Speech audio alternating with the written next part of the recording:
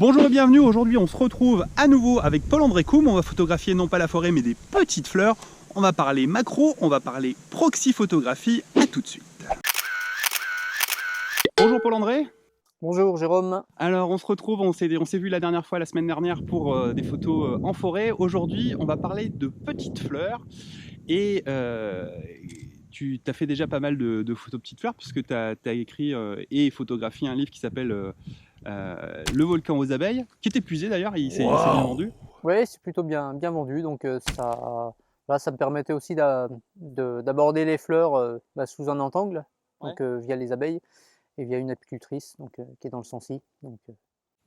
Donc les petites fleurs, c'est quelque chose que tu connais bien. C'est quoi la difficulté quand on photographie des petites fleurs? Photographier des petites fleurs, c'est un peu comme photographier du portrait, c'est faire une belle photo de la fleur, de la plante, qui soit fidèle à ce qu'on a vu et fidèle à l'impression, donc à la sensation qu'on veut restituer, donc sans être perturbé par le reste. Donc le principal écueil, c'est généralement des problèmes de mise au point. Donc la mise au point est derrière, devant, pas au bon endroit. Donc le deuxième écueil potentiel, ça sera plutôt rapport au flou, donc, mais plutôt flou de mouvement, flou de bouger. Donc soit on avait du vent ce jour-là ou nous-mêmes on a bougé. Donc, et du coup la fleur est pas nette. Donc le troisième écueil, ça tient plus à la composition de la photo. C'est-à-dire la façon dont on va se placer en fait par rapport à notre sujet, donc en l'occurrence la fleur, donc qui est rarement isolée, à part sur des milieux rocailleux, des terrains secs. Donc le problème, c'est qu'on va se retrouver avec des choses qu'on n'avait pas prévues dans la photo, donc soit en premier plan, soit en arrière-plan, soit sur le côté, donc des bouts de branches, des choses comme ça, qui vont un peu être distrayants. Donc voilà, et également on aura aussi des problèmes d'exposition entre le sujet et le fond, en fait, ou le premier plan. Donc là, c'est important de bien régler ça, de bien choisir les bons endroits, donc dès le départ, avant la prise de vue, pour ne pas se retrouver confronté à cet écueil-là. Quel matériel tu utilises pour ces prises de vue de petites fleurs? Donc en ce qui concerne le matériel que j'utilise, donc toujours un boîtier réflexe. Donc, et après, donc j'utilise soit donc un zoom téléobjectif, donc un 100-400, donc sur lequel je peux rajouter une bague à longe, et soit un objectif dédié pour la macro, donc un 105 macro. Quelle est la différence? On parle souvent de macro photographie et de proxy photographie. C'est quoi la différence entre les deux notions? La différence entre proxy photo et macro photo, on pourrait dire que la proxy photo permet de faire un joli portrait de la plante dans son environnement ou en cadrage plus serré, tandis que la macro va permettre de restituer la plante ou le sujet ou l'insecte à son échelle réelle sur le capteur. C'est-à-dire qu'il faut vraiment des petits sujets, parce que sachant que mon capteur fait 24 mm sur 36 mm, donc une fleur qui est beaucoup plus grosse, donc elle ne rentrera pas en entier. Donc c'est pas intéressant de la photographier forcément en macro, à moins de faire un détail. Par exemple, une fourmi, par exemple, avec un objectif macro, donc au rapport 1:1, c'est-à-dire grandeur nature, et ben, elle aura la même taille, donc en réalité, que sur la photo, en fait. Donc ça permet vraiment de se rapprocher, de photographier des très petits sujets, quoi. Et quand, si on fait un portrait de la fourmi en gros plan, c'est-à-dire que si la tête de la fourmi est beaucoup plus grande, on a un rapport qui est plus important que 1:1. On parle de quoi alors du coup là? Ben, on est toujours en macro à partir du rapport 1:1, mais après on peut redescendre effectivement sur des rapports encore plus élevés qui qui grossissent la taille réelle de l'animal, quoi. La macro, c'est au minimum un rapport 1:1, mais ça peut être plus. Voilà, par convenance, c'est au minimum rapport 1:1, et après, donc effectivement, on descend sur des rapports plus élevés. Donc on se rapproche plus, le sujet a une plus grosse taille sur la photo, donc voilà, c'est un peu du zoom, hein, de l'infiniment petit, quoi. Et indépendamment soit du zoom, le 100-400 que tu montrais, ou le 100 macro, quel type de matériel tu vas utiliser? Moi, je pense en macro, j'utilise systématiquement un trépied avec une rotule micrométrique. Toi, tu utilises quoi comme matériel et comme accessoire pour photographier en macro et en proxy?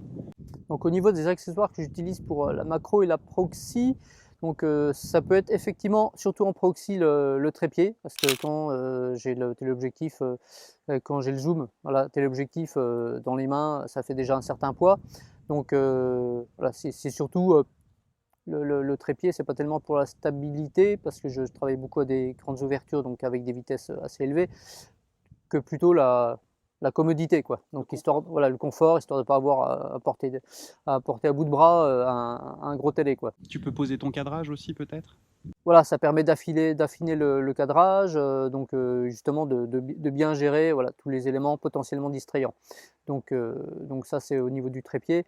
Donc en plus du trépied, le second accessoire que j'utilise assez régulièrement finalement, surtout avec le zoom téléobjectif en proxy photo, c'est une bague à longe. Une bague à longe, qu'est-ce que c'est? C'est un tube. Donc on voit les contacts électroniques et on voit pas du tout de lentilles. Donc, et le rôle de cette bague à longe, c'est d'allonger le tirage de l'objectif, diminuer la distance de mise au point. C'est-à-dire que moi, mon zoom de 400 mm là, qui a une mise au point à 1,80 m, bah, je vais pouvoir descendre à 1,50 m. Donc du coup, pour faire un portrait assez serré d'une fleur, ça peut être intéressant. Ça permet de réduire la distance minimale de mise au point. Voilà, ça permet de réduire la distance minimale de mise au point et donc d'augmenter le tirage de l'objectif. Le seul inconvénient, qui maintenant, grâce au numérique, est un peu moins prégnant, c'est que ça diminue également un peu la luminosité. On perd un diaph? Je ne sais pas exactement, ça dépend des bagues à longe en fait. Moi j'ai une bague à longe de 25, donc il y en a de 14 et il y en a de 32 je crois. Quand on achète les bagues à longe, c'est toujours par jeu. On a pour à peu près 150 € et donc on a 3 bagues, mais c'est celle que j'utilise le plus, c'est la bague à longe de 25 mm. Celle-ci a évolué, on voit qu'il y a des contacteurs. J'en ai vu où c'était juste un bout de plastique qui rallonge et là pour le coup on perd toute la possibilité de faire ces réglages en autofocus notamment.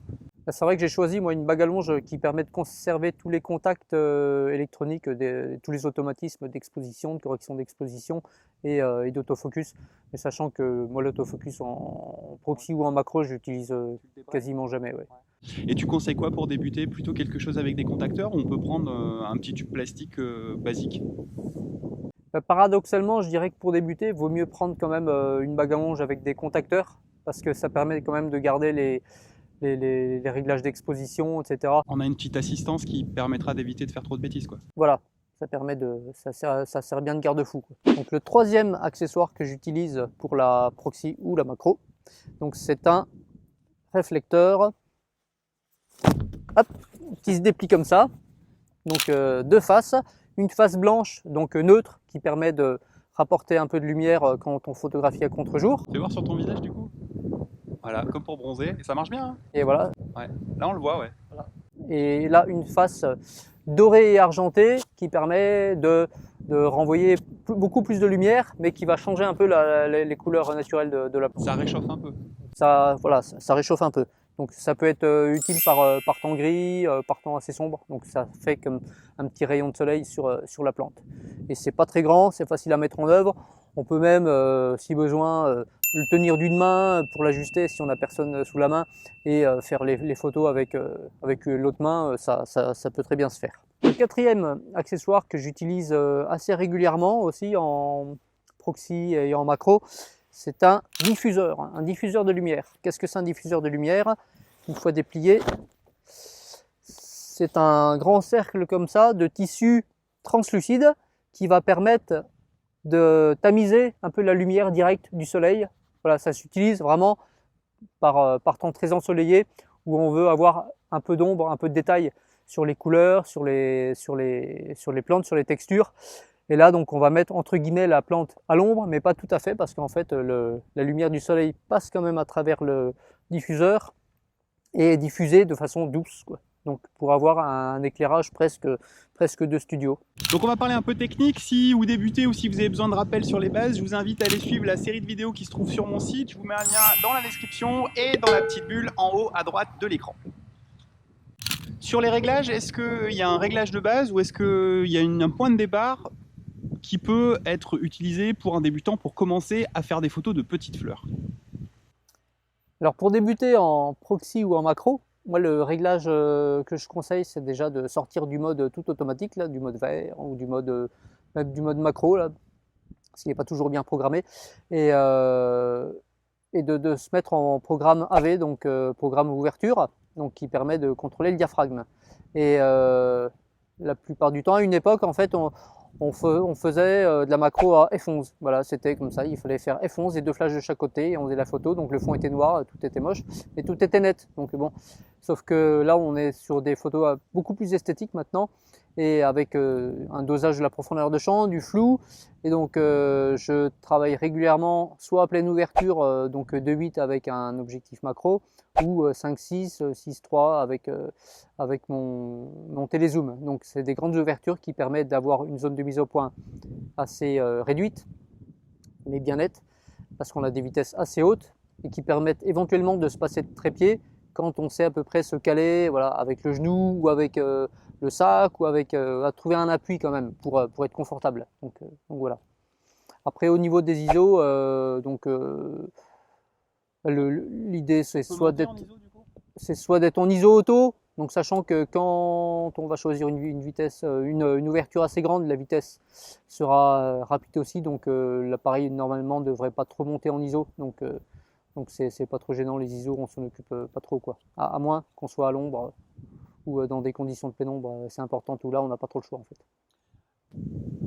On a vu qu'une des difficultés, c'était de gérer la mise au point et notamment la zone de netteté, la profondeur de champ. Comment on la gère, cette profondeur de champ? Je disais tout à l'heure, on mettait à F11 autrefois avec 2 flashs à 45 et que tout était net. Maintenant, comment tu la doses, cette profondeur de champ? Tu m'as dit en pleine ouverture, mais après, est-ce que des fois tu reviens un peu? La gestion de la profondeur de champ, c'est un problème assez pointu. Donc l'avantage des fleurs, c'est que bon, on les aura toujours sous la main, donc elles sont toujours présentes, elles ne vont pas s'envoler, donc on a le temps de cogiter un peu. Donc voilà, le choix que je fais, c'est de rarement monter au-dessus de 8, 11. Non, je le fais pas parce qu'en fait, ça rend plein d'éléments très nets, alors que moi, le but, c'est de centrer l'attention sur le sujet, donc sur la fleur. Donc je le fais par la netteté, donc par la mise au point, wow, et du coup par la profondeur de champ. On a une question de Fabrique Image qui demandait: pour moi, la difficulté principale est de bien séparer le sujet du décor. Alors, comment est-ce qu'on fait? On a vu qu'on pouvait le faire avec la mise au point et la profondeur de champ. Est-ce qu'il y a d'autres manières de le faire, notamment avec l'exposition ou avec le cadrage? Comment tu gères ce décalage premier plan, arrière-plan? J'imagine que Fabrique Image faisait référence notamment au fait que quand on photographie une fleur, l'arrière-plan est très sombre, mais souvent, on se retrouve avec des arrière-plans qui sont complètement sombres.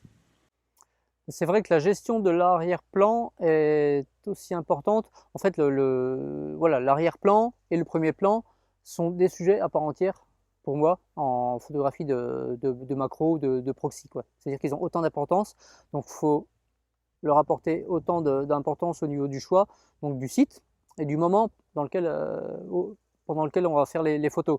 Donc c'est-à-dire que j'ai repéré une fleur intéressante et tout, et bon, elle est à la lisière d'une forêt qui est éclairée en contre-jour, donc le fond est noir. Donc je me dis, bon, je vais donner un effet studio, le fond sera noir, la photo sera éclairée, la plante sera éclairée donc en contre-jour. Ok, et éventuellement je débouche avec un petit réflecteur. Mais si on veut donner un effet plus naturel, il faut que l'écart entre l'éclairage de la plante et le fond soit réduit. Donc du coup, je vais soit changer de lieu, donc choisir un endroit où le fond sera éclairé un peu de la même façon, soit je vais changer l'angle sous lequel je photographie ma fleur, c'est-à-dire que ce qui est important aussi, c'est d'observer, quand on peut, de faire le tour de la fleur, le tour du sujet, pour voir que quand elle est éclairée avec le soleil entre guillemets dans les yeux, c'est un peu plat. Quand elle est éclairée en contre-jour total, c'est sympa, mais le fond est noir. Mais si on se met de côté, peut-être qu'elle sera un peu plus sculptée par la lumière et le fond sera un peu éclairé. Donc du coup, c'est une solution qui est intéressante pour photographier des fleurs et de ne pas avoir un trop gros écart d'exposition entre le fond, le sujet, et le premier plan et le sujet.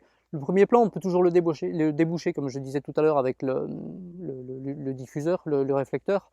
Le fond, non. À moins de prendre des très gros flashs hollywoodiens. donc voilà. Donc il faut choisir l'endroit, il faut choisir le moment de la journée. Merci à Paul-André pour toutes ces précisions sur la photo de proxy et sur la photo de macro de Petite Fleur. Si vous voulez en savoir plus et en apprendre plus avec lui, n'hésitez pas à aller sur son site internet et à vous inscrire à ses stages. Vous verrez, c'est assez sympa. En plus, on se marre bien. Il y a des paysages qui sont hyper sympas.